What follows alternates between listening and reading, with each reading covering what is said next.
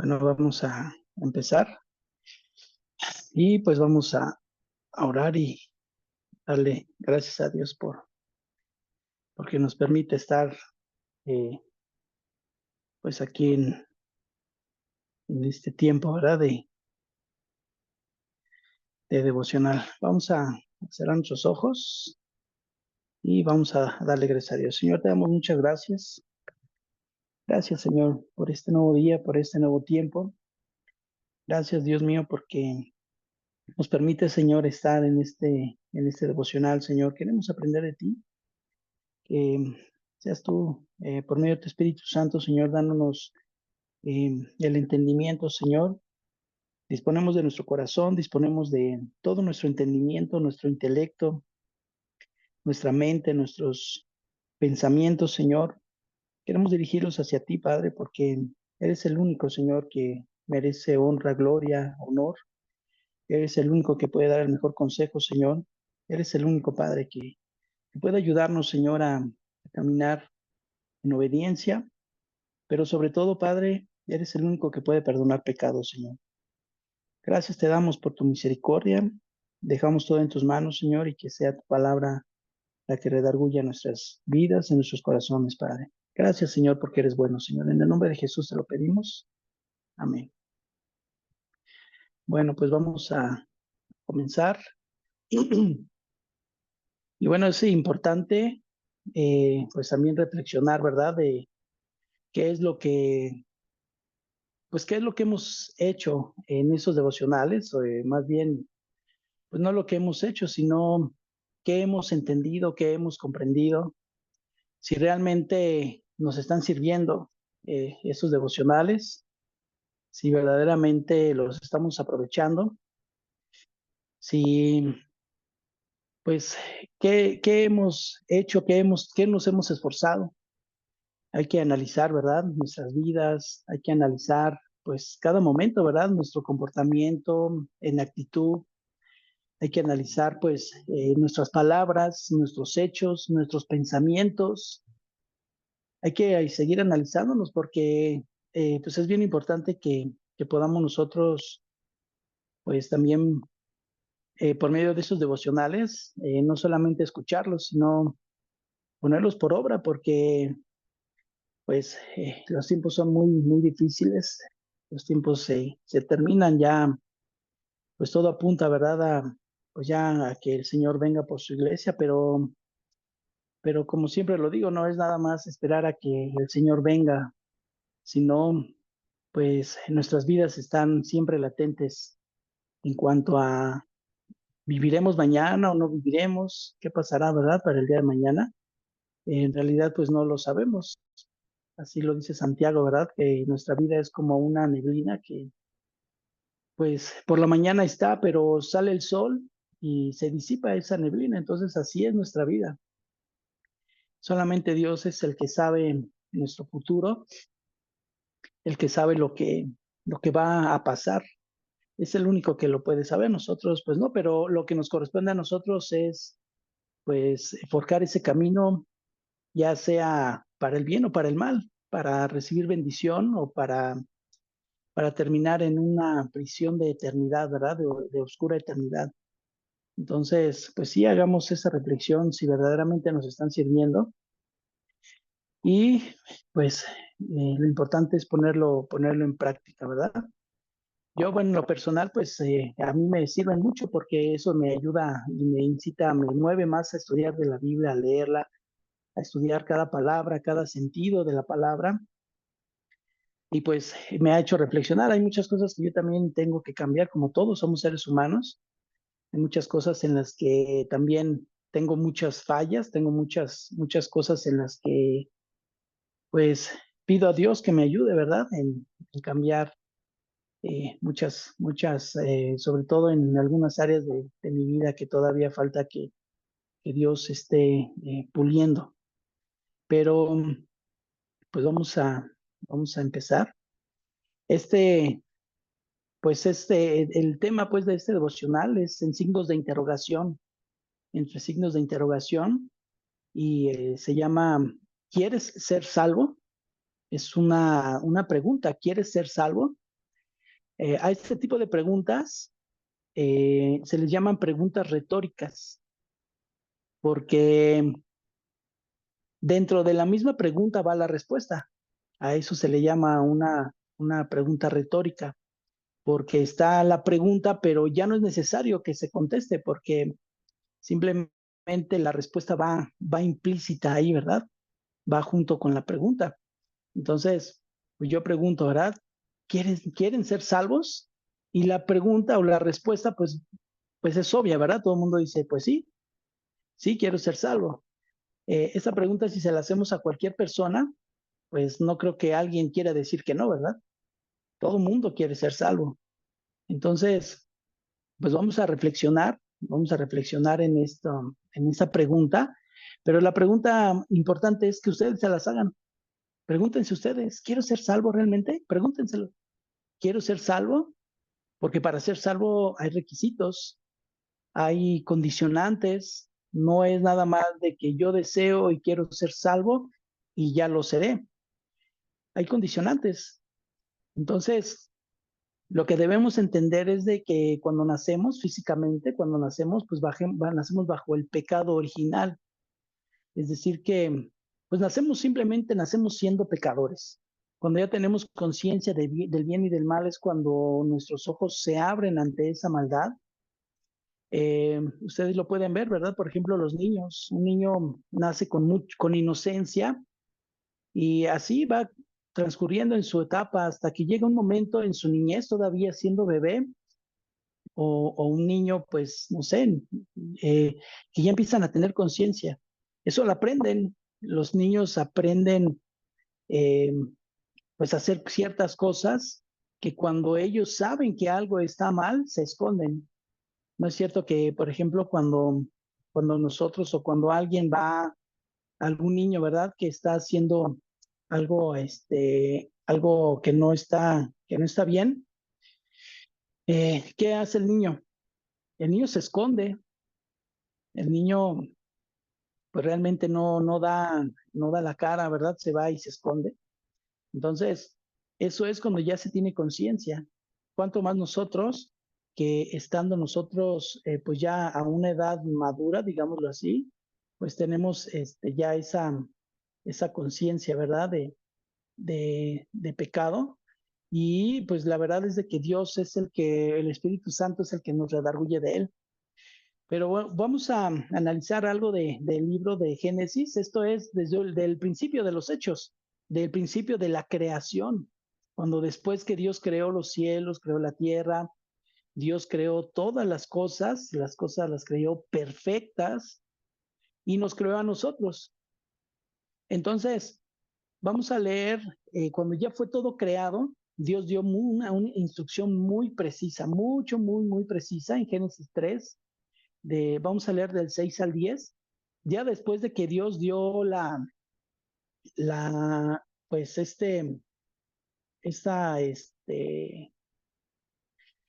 esa instrucción, eh, y pues se cae en pecado, y vamos a leer, bueno, porque bueno, voy a leerles Génesis 3 del 6 al 10. Dice en Génesis 3 del 6 al 10. Vio la mujer que el árbol era bueno para comer y que era agradable a los ojos, y el árbol codiciable para alcanzar la sabiduría. Y tomó de su fruto y comió, y dio también a su marido, el cual comió así como ella. Entonces fueron abiertos los ojos de ambos y conocieron que estaban desnudos. Entonces cosieron hojas de higuera y se hicieron delantales, y oyeron la voz de Jehová que se paseaba en el huerto al aire del día. Y el hombre y su mujer se escondieron y se escondieron de la presencia de Jehová Dios entre los árboles del huerto. Mas Jehová Dios llamó al hombre y le dijo, ¿dónde estás tú? Y él respondió, oí tu voz en el huerto y tuve miedo porque estaba desnudo y me escondí. Entonces, pues aquí lo que podemos nosotros ver de inicio es de que pues ellos cometieron una falta y fue una falta muy grave que fue pues pasar por alto una instrucción de Dios. Pero vemos que ellos después de haber comido del fruto, dice que sus ojos fueron abiertos Entonces nos damos cuenta qué es lo que hace el pecado. El pecado avergüenza, el pecado abre los ojos espirituales, bueno, a hacer conciencia del bien y del mal en el caso de ellos. ¿Y qué pasó? Que se avergonzaron. Cuando ellos vieron que estaban desnudos, se avergonzaron. Pero también vemos que cuando pues Dios le habla, ¿verdad? Y le dice, oye, pues ¿dónde estás? Y pues estaba escondido él, ¿verdad? Entonces vemos que el pecado avergüenza, pero la gracia de Dios cubre esa desnudez, es decir, esa desnudez de pecado. Entonces, aquí lo que vemos es de que Adán fue el primer responsable, fue el responsable directo de este pecado, aunque Eva fue la que comió de ese fruto, pero la orden de comer, de no comer el fruto prohibido se la dio Dios específicamente a Adán. A Adán fue al que le dio esa instrucción. Eso lo dice en Génesis 2, del 16 al 17, dice, y mandó Jehová Dios al hombre diciendo, al hombre, aquí hablando de género, y mandó Jehová Dios al hombre, en este caso mandó Jehová Dios a Adán diciendo, de todo árbol del huerto podrás comer, mas del árbol de la ciencia y del bien y del mal no comerás, porque el día que de él comieres, ciertamente morirás. Entonces vemos que una vez consumado el pecado, vimos que Adán tuvo miedo, ¿verdad?, de salir al encuentro con Dios. Su naturaleza espiritual pues ya había muerto. Eso llevó a sentir miedo ante la presencia de Dios y la verdad es que no es para menos porque delante de la presencia de Dios no puede habitar el pecado. Somos pecadores y no podríamos habitar realmente en este cuerpo natural, en este cuerpo de carne y hueso. No podríamos habitar delante de Dios porque Dios es perfecto, Dios es santo, Dios es totalmente apartado del mal y Dios odia, aborrece, odia literalmente el pecado. Entonces, pues cuando murió Adán espiritualmente, pues fue pecador, se hizo un hombre pecador y él sabía, de algún modo él sabía que no podía presentarse delante de Dios porque ya había él consumado el pecado. Entonces, su impureza, él sabía que esa impureza podría fulminarlo delante de Dios, ¿verdad? Ante la santísima y gloriosa presencia de Dios. Pero lo malo de todo esto es que Adán, en vez de reconocer su error, lo que él hizo, pues buscó un culpable, ¿verdad?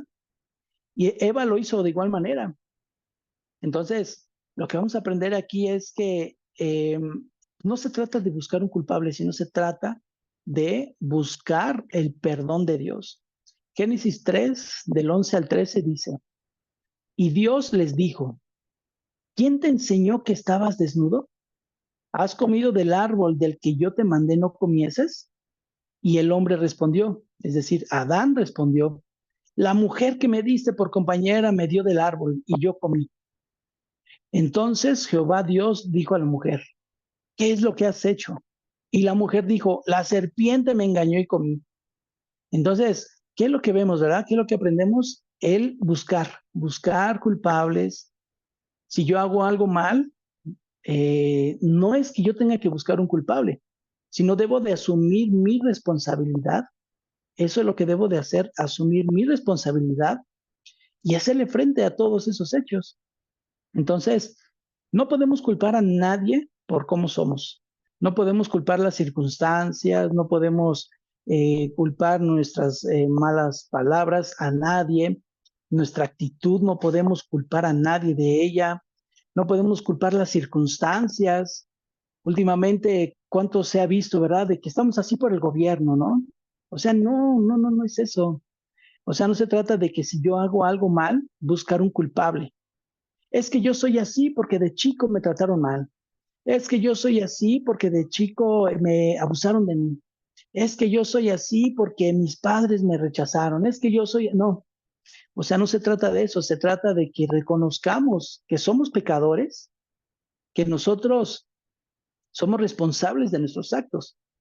Si alguna vez han escuchado, yo sí lo he escuchado y alguna vez me han dicho, algunas veces, que ¿por qué si Adán fue el que cometió el pecado, por qué tendría yo que estar pagando?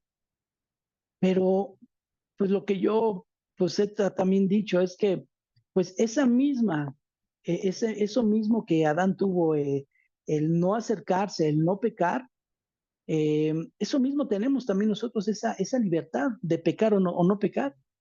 Él cayó pues la humanidad se corrompió entera, ¿verdad? Pero ahora nosotros tenemos esa responsabilidad y ahora tenemos nosotros mucho más la gracia de Dios que nos ayuda. Es decir, la culpabilidad fue de Adán de caer en pecado. Entonces toda la humanidad estaba destinada a morir. ¿Y qué pasó? Bueno, pues que Dios en su plan perfecto envió a Jesucristo para morir por nuestros pecados. Es decir, ya no tenemos que hacer nada más que creer en Jesucristo y cambiar nuestra vida. Eso es lo que tenemos que hacer. Entonces, no tenemos que culpar a nadie. Es como si Jesús mismo dijera, ¿no? ¿Y yo qué culpa tengo? ¿Yo qué culpa tengo? Yo pagué por los pecados de ustedes. Entonces, no tenemos que buscar culpables, sino asumir nuestra responsabilidad. Cada uno tenemos responsabilidades. Tenemos nosotros eh, esa responsabilidad de obedecer el mandato del Señor. Entonces, por eso la pregunta, ¿quieres ser salvo?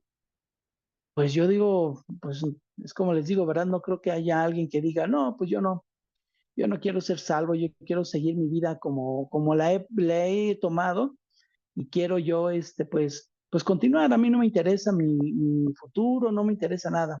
Pues no lo creo, ¿verdad? O si lo hay es porque hay un corazón muy endurecido. Entonces, para ser salvo, se deben tomar decisiones, una decisión de entregar la vida y que Dios maneje la vida de nuestras vidas, entregárselas a Él, orar a Dios, orar al Señor, pedirle perdón de todo corazón, entregar nuestra vida a Jesucristo, porque Jesucristo fue el único que pudo aplacar la ira de Dios que estaba puesta para nosotros como pecadores. Entonces, Jesucristo es el único que a nosotros tenemos que, en agradecimiento, entregar nuestras vidas a Él y caminar en esa obediencia. Él hizo todo, Él completó ese plan de Dios. Él lo completó, Él asumió esa responsabilidad que no era ni siquiera de Él y asumió la responsabilidad. Entonces, cuando nosotros entregamos nuestras vidas a Cristo, lo que hacemos es estamos reconociendo que somos pecadores y que solo por medio de Él es como podremos llegar a la presencia de Dios. Y siempre se los he dicho, no hay nadie, por medio de nadie podemos llegar a la presencia de Dios. No hay hombre, no hay mujer, no hay imagen, no hay nada ni nadie que nos pueda llevar a la presencia de Dios. Pero eso sí, también debemos recordar y debemos estar conscientes que la salvación es personal. No se hereda la salvación. Cada uno por su propia convicción debe tomar la decisión de entregar su vida a Cristo. Es decir, Cristo hizo lo que nadie pudo haber hecho, morir por los pecados de la humanidad entera. Pero ya nosotros no podemos morir o hacer algo por la salvación de alguien más. Lo único que podemos hacer es predicar el Evangelio. Es lo único que podemos hacer. Pero, por ejemplo, yo no puedo dar mi vida para que ustedes sean salvos. Ni ustedes podrían dar su vida para que yo fuera salvo. Entonces, cada uno es responsable de sus actos. Voy a leerles Ezequiel 18, del 20 al 23. Y aquí pues está, y si no se entienden estos versículos, es porque sí está un corazón muy, muy endurecido. Dice en Ezequiel 18, del 20 al 23. El alma que pecare, aquí el alma se refiere al hombre, al ser humano. El alma que pecare, esa morirá. El hijo no llevará el pecado del padre, ni el padre llevará el pecado del hijo.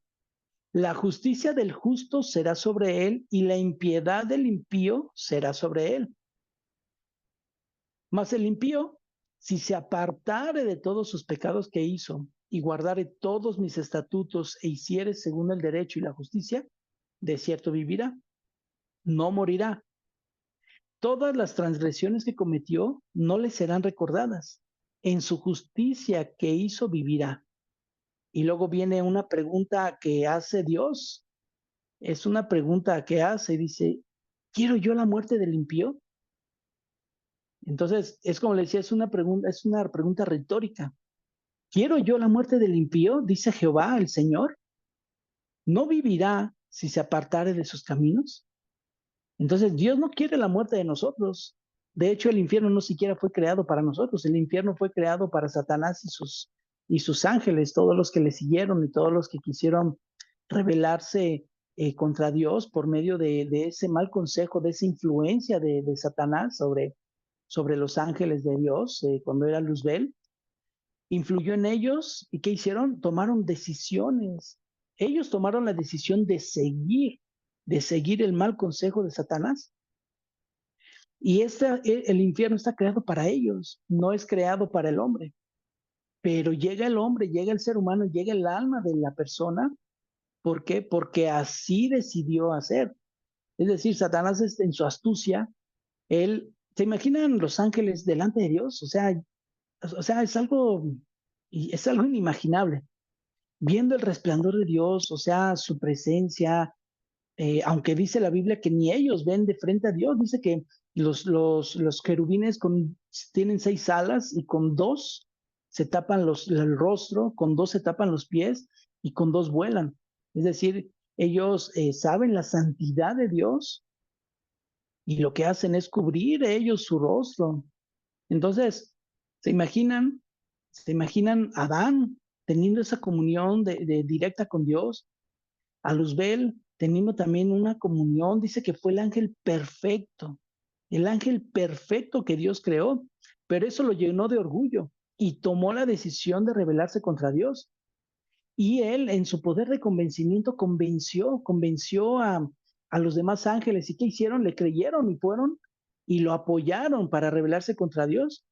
Pero solamente algo que se le olvidó a Satanás es de que él era o es un ser creado y convenció. Eso es lo que hace Satanás. Convence a la gente de pecar, atrayéndola con cosas que le atraen, atrayéndola con cosas que le gustan al cuerpo, que quiere, que se goza, que disfruta de pecar.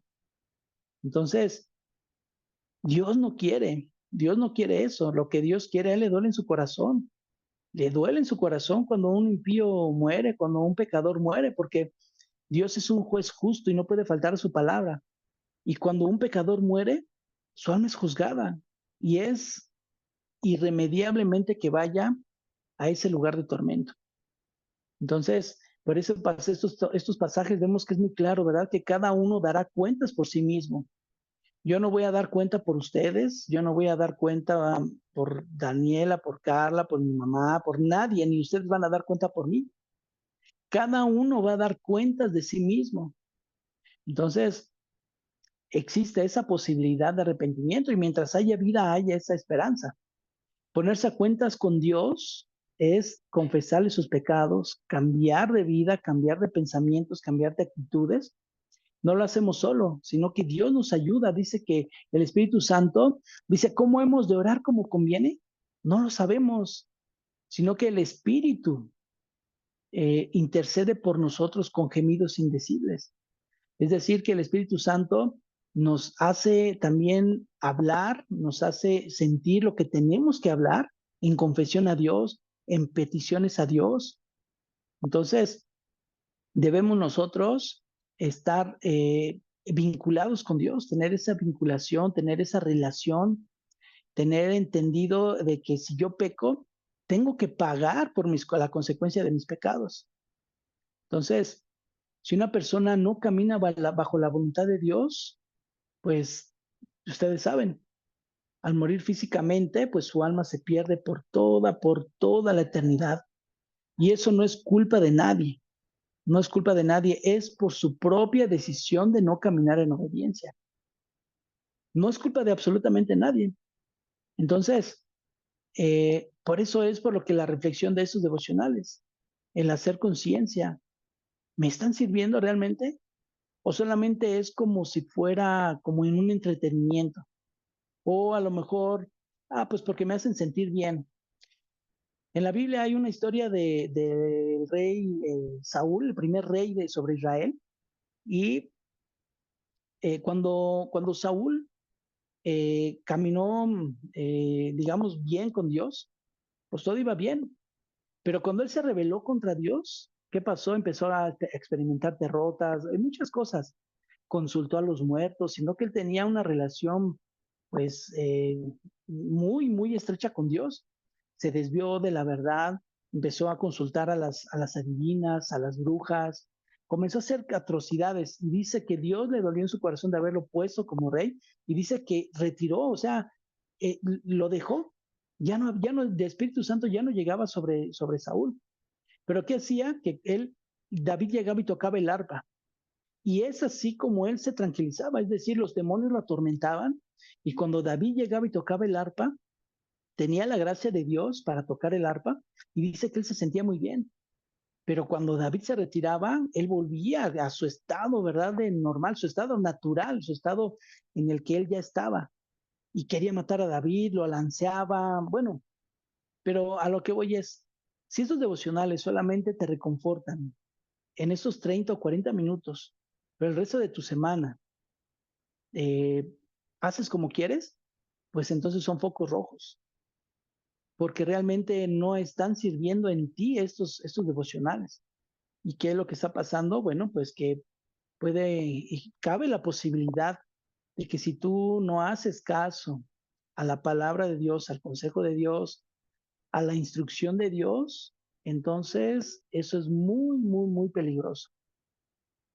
Debemos de tomar esa decisión de caminar en obediencia. Es una voluntad propia, es una voluntad de cada quien. Entonces, ¿quieres ser salvo? Hay muchos puntos que tocar, pero te puedo dar unos. Si quieres ser salvo, pues debes primero de tomar la decisión de entregar tu vida a Cristo de una manera voluntaria, sin que nadie te force. Voluntaria. Otro punto es apartarte del pecado o de la practicidad del pecado, porque somos pecadores, pero una cosa es ser pecador y otra cosa es ser practicante del pecado.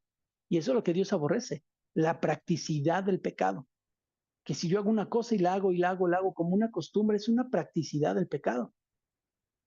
Otro puede ser dejar hábitos que no son correctos delante de Dios, malas palabras, una mala actitud, el enojo, la ira, el rencor, el resentimiento, el doble ánimo. El doble ánimo es horrible porque el doble ánimo es que ahorita estoy muy contento y de repente de la nada ya me vuelvo una persona la más fea del mundo. Eso es muy, muy, muy, muy triste porque de una persona tan alegre y en un instante llega la ira, llega el enojo. Entonces, debemos cuidar, corregir los hábitos que no son correctos delante de Dios. Eso es lo que tenemos que hacer. Otra, pues, debemos mantenernos en comunión con Dios. ¿Y cómo nos podemos mantener en comunión con Dios? En oración, en la lectura de la palabra, en obediencia, en estar siempre en comunicación. Dice la Escritura, orad sin cesar. Ese orad sin cesar no es que tengo que estar todo el día de rodillas, todo el día con los ojos cerrados, orando a Dios. No, el orad sin cesar es orar en todo momento, en todo tiempo, en cualquier lugar. Por ejemplo, en el trabajo, en la escuela, en la calle, en el transporte, en donde sea, vamos hablando con Dios. A lo mejor no hablando eh, con voz audible, pero en nuestros pensamientos. Hablar con Dios, Señor, ayúdame, no puedo en esto, mira, me pasó esto, me pasó el otro, te pido este consejo, voy a hacer tal cosa, pero no sé cómo hacerlo, cómo puedo hacerlo. O sea, Dios es una persona más real que nosotros. O sea, Dios es desde la eternidad y hasta la eternidad. Eso quiere decir que Dios no fue creado ni tampoco tiene fin de días. Dios ha existido por siempre, que para la mente humana eso pues no es razonable, pues no es algo lógico, pero así es Dios, y no tenemos que estar tratando de investigar o tratando de, ay, pero ¿por qué o cómo puede ser? No, no, no. Dios es Dios desde la eternidad y hasta la eternidad. Y pues otra cosa es obedecer sus mandamientos, obedecer su consejo, obedecer su palabra. ¿Qué cuesta trabajo? Pues sí, se cuesta trabajo. ¿Que tenemos que pagar un precio? Sí, también tenemos que pagar un precio. No es nada más así porque sí. Pero pongamos en cuenta, ¿qué tanto es 80 años? 120 años, vamos a ponerle que la gente más longeva han habido todavía gente que todavía pasa los 100 años por bastante, pero vamos a ponerle el promedio, 80 años. ¿Qué son 80 años para una eternidad? No es nada, nada. La eternidad es que son tiempos que no terminan jamás. Y nuestro tiempo en la tierra tiene fin de días, tiene el fin del tiempo, pero con Dios no. Entonces, hay otra historia en la Biblia que con eso terminamos. Pablo fue acusado o fue perseguido y lo llevaron a un juicio y Pablo apeló a ir a César.